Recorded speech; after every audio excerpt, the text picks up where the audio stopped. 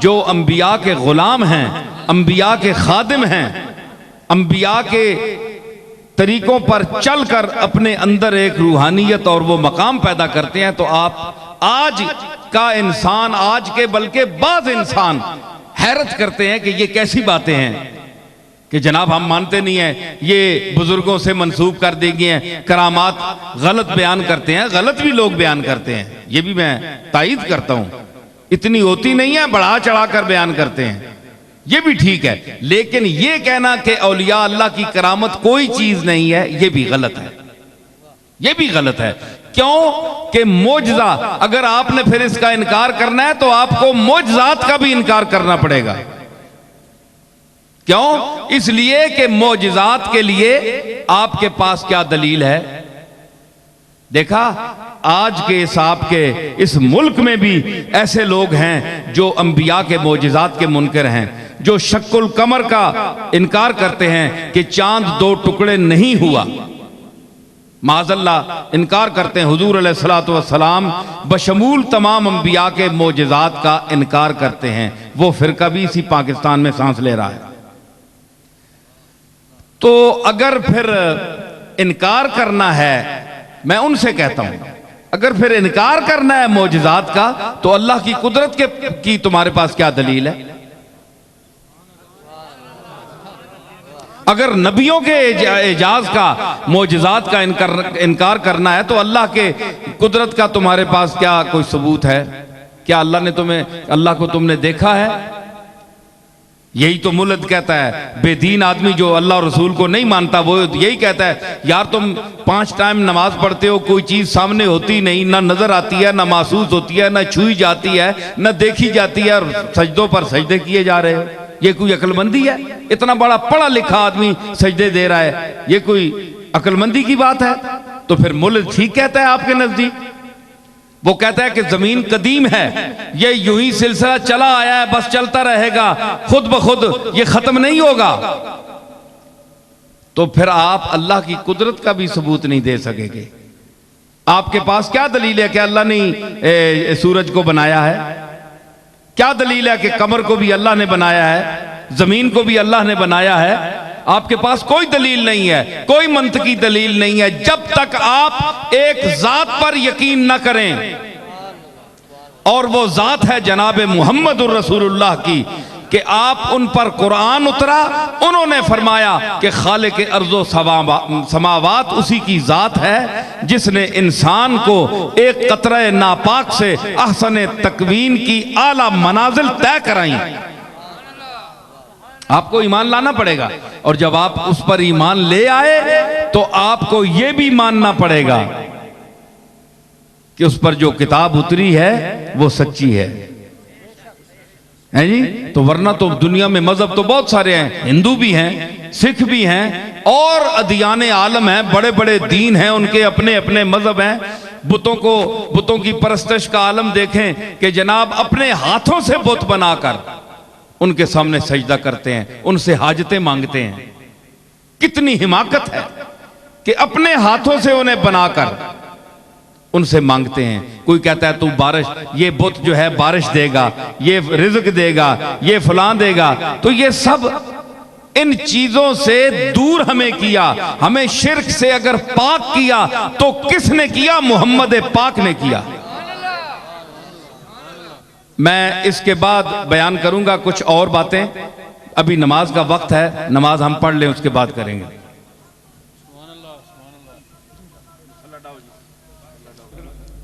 नमाज असर की वजह से कुछ देर के लिए गुफ्तगू मौकूफ़ हुई। राजा परवेज़ अशरफ साहब ने जिस खूबसूरती से अपना मुद्दा बयान किया और जिस मोहब्बत से मेरा जिक्र किया, मैं इसके लिए उनका शुक्रगुजार हूँ। असल में यही मोहब्बत है और यही ताल्लुक़ है जो इंसानों को इंसानों के करीब लाता है।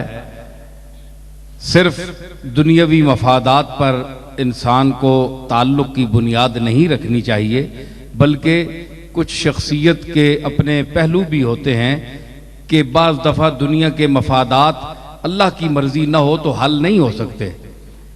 तो अब सदर मुशर्रफ साहब हमारे सरबराह हैं मुल्क के, तो सारी चीज़ें तो वो भी नहीं कर सकते। वज़ीर आज़म भी लोगों की डिमांड जो है वो पूरी नहीं कर सकता। तो अगर अल्लाह देना चाहे तो किसी के हाथ से करा देता है, तो असल में मंजूरी उधर से होती है।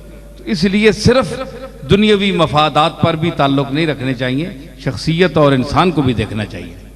तो मैं जिस मौजू पर गुफ्तगू कर रहा था, अब ये कोई जुमला याद है मैं, हाँ, तो मुख्तलिफ मज़ाहिब जो हैं, मैं ये अर्ज़ कर रहा था कि मुख्तलिफ मज़ाहिब हैं, उनका एक अपना तौर तरीका है।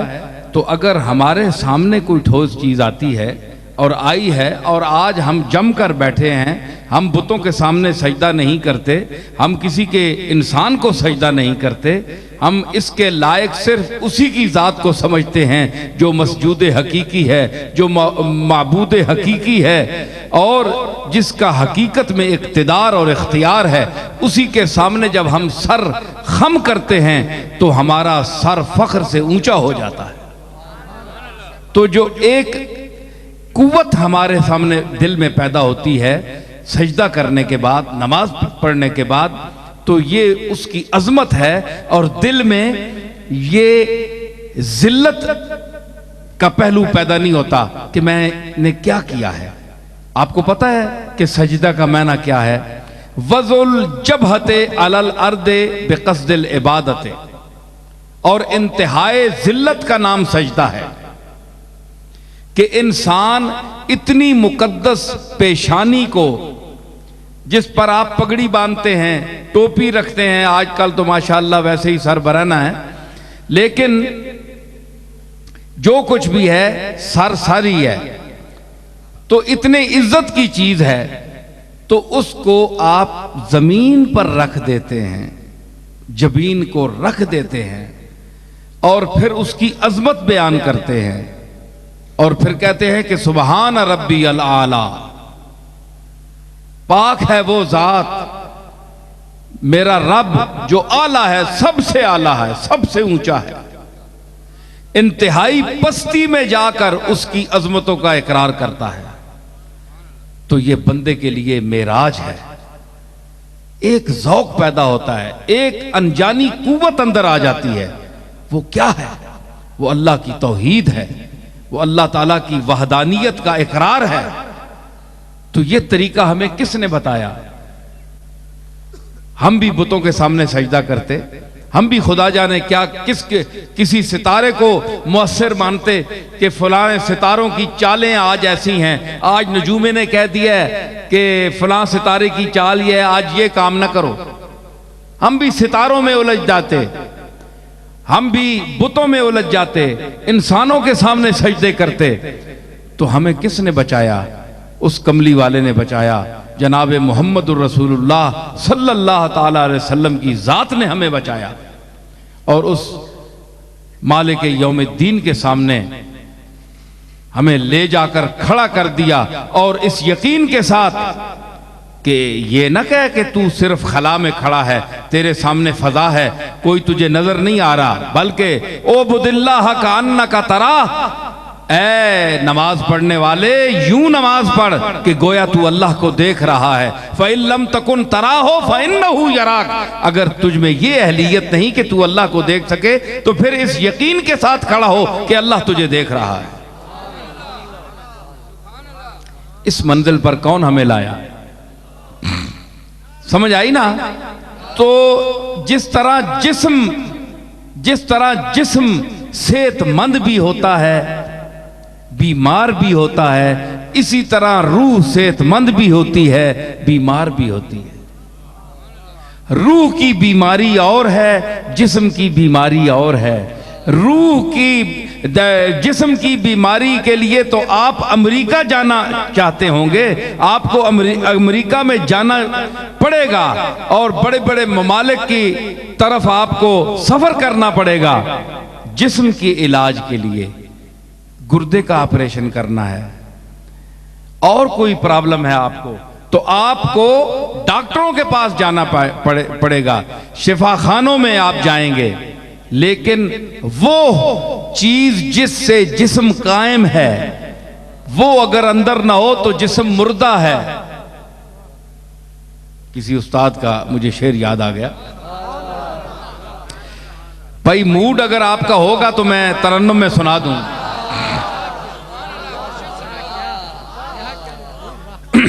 हाँ, ज़ौक की बात है ना। एक दुनियावी महफिल है लेकिन इसको दीनी ज़ौक दे दें। हाँ, एक रूहानी ज़ौक दे दें कि रूह जो है, रूह के साथ जिस्म कायम है। अगर रूह अंदर ना हो तो जिस्म जो है फजूल है, इसका कोई फायदा नहीं। वो कहता है वबाले दोष है वो जिस्म जिसमें रूह नहीं। वबाले दोष है वो जिस्म जिसमें रूह नहीं। वबाले दोष है वो जिस्म जिसमें रूह नहीं। अजीज राह में कांधे बदलने लगते हैं।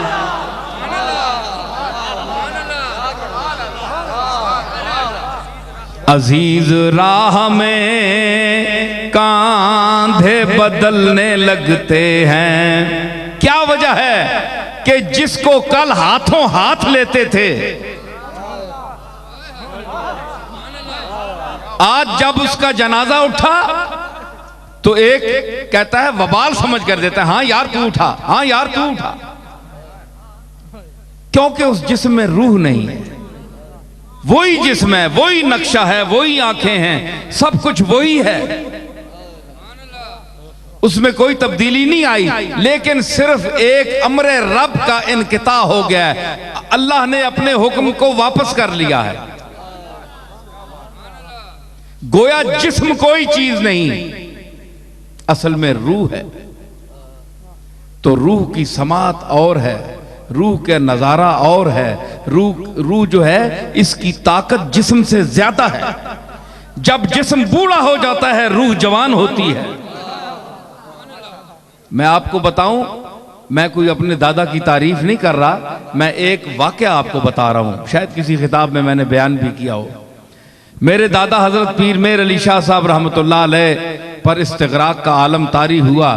तो इस्तिगराक का आलम वो होता है जो औलियाए कामिलीन का आखिरी जमाने में इन्हिमाक जात की तरफ इतना हो जाता है कि वो न खाते हैं, न पीते हैं, न बोलते हैं, और खामोशी से वक्त गुजारते हैं। जो उनका वक्त मुकर्रर है उसको वो गुजारते हैं एक खास लगन के साथ, और इन्हिमाक, पूरे इन्हिमाक जात की तरफ। ये मंजिल बड़ी मुश्किल है, जो इससे गुजरा हो उसको पता होता है। ये मकाम कैसा है कि न महल्ले गुफ्तगू है, न मकाम जुस्तजू है। न महल्ले गुफ्तगू है, न मकाम जुस्तजू है। दिल बेनवा ने मेरे जहां छावनी है छाई। गुफ्तगू खत्म हो जाती है वहां, खामोशी, मुसलसल खामोशी।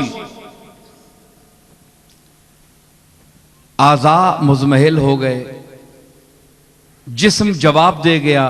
कमजोर नहीफ सा एक आदमी चारपाई पर लेटा हुआ है। इतने में आपको पता है कि इतना कमजोर आदमी बोल भी नहीं सकता, सुन क्या सकेगा, गरांगोश हो जाता है, ऊंची बात सुनता है। बुढ़ा आदमी 80-90 साल नहीं उम्र रहा। तो पीर मेर अली शाह साहब की इतनी मेहनत, रियाजत, इबादत, फिर इल्मी दुनिया में सारी जिंदगी गुजारी मुतालिया में, तो जिस्म का क्या हाल हो गया होगा। नकाहत के आखिरी दर्जे पे थे।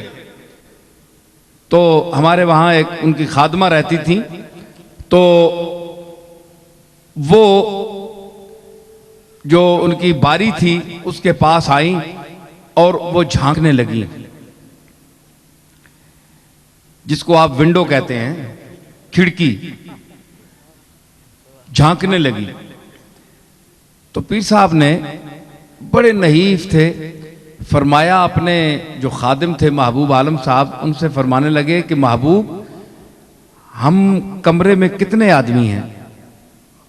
उन्होंने कहा कि आप समेत 4 आदमी हैं या 5 हैं। तो थोड़ी देर गुजर गई, फिर यही पूछा सवाल, उन्होंने यही जवाब दिया। तीसरी मर्तबा फिर फरमाया कि कितने आदमी हैं? उन्होंने कहा जी जनाब 5 आदमी हैं आप समेत, या 4 आदमी हैं। फरमाया कि तू तो ठीक कहता है, ये अब सुनिए, तू ये ठीक कह रहा है कि 4 आदमी हैं, लेकिन मैं तुम्हें बताऊं कि मेरी समझ के मुताबिक इस कमरे में 5 आदमियों की सांस चल रही है।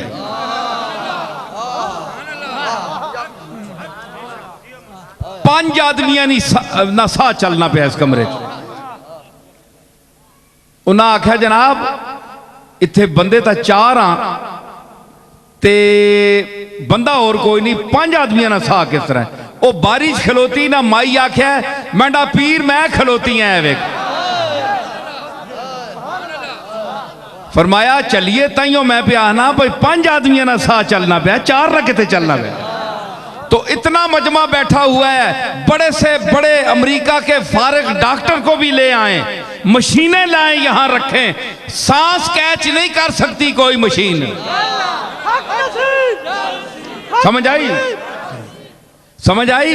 सांस कैच नहीं कर सकती कि 10 आदमियों के सांस है, 5000 आदमियों यहां बैठे हुए हैं, यानी सांस गिनकर, आदमी गिनकर तो सांस बता सकता है, लेकिन सांस गिनकर आदमी नहीं बता सकता।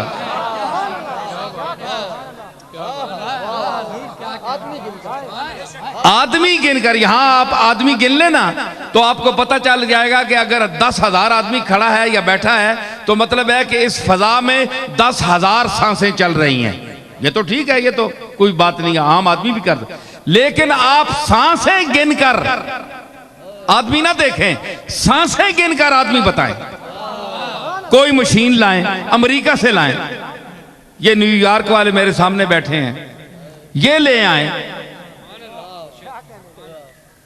तो कोई ऐसी मशीन नहीं है। ये वो मशीन है जो कुदरत अता करती है अपने मकबूल बंदों को, अपने खास बंदों को, जो सारी जिंदगी उसकी इबादत में सर्फ करते हैं। तो वो उनके कुआ को मुतमहिल नहीं करता। वो ये अगर कान, ये आज़ा थक जाते हैं, बूढ़े हो जाते हैं, तो उनकी अंदर की दुनिया जो है वो जवान हो जाती है। ठीक है ना? तो जिस्म जो है ये हादिस है, हादिस का